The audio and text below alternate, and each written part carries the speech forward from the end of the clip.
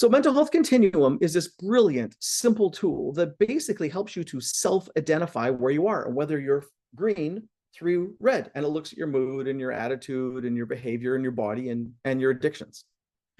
And so the model, which will be in a handout that we'll share with you, is that when you're in the green zone, all your stuff's good.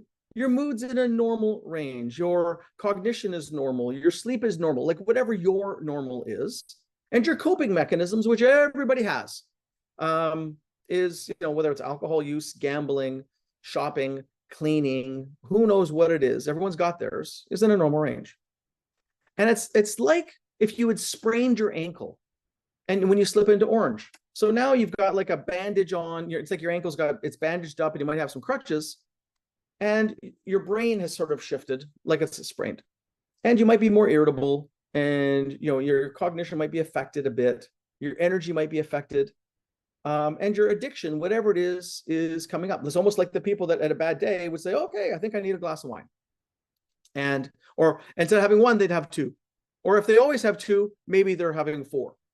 And so whatever that happens to be, it's getting a little bit rough. And then when you go from yellow to orange, it's like you broke your ankle. You have a cast. You may have a pin in your leg, and you're probably going to need physio. And this is when your brain is in help and needs some help. This is where you start to need proper medical. If you sprain it, you can put a bandage on yourself. If you break it, you go to a doctor. And so this is where you have angry outbursts, more negative. Your focus is affected. Your sleep is becoming problematic. You're withdrawing socially, and your addictions are full bore, like they're kicking in.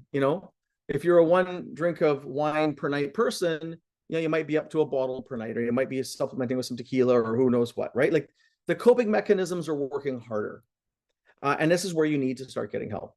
And the red zone, where you slip into the mentally ill, is like you've been in a car crash, you have multiple broken bones, you need surgery, and you're going to be in the hospital for a few days, and then you need full recovery. You're obviously under the care of a doctor.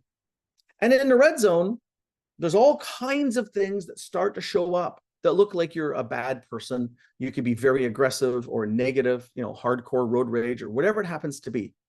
The worst part is when you're in the red zone, you lose faith in everything.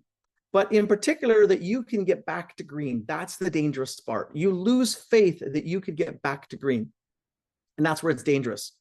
And that's why in the red zone, if people stay there too long and they start creeping over to the far edge of the red zone, that's where people start contemplating taking their life.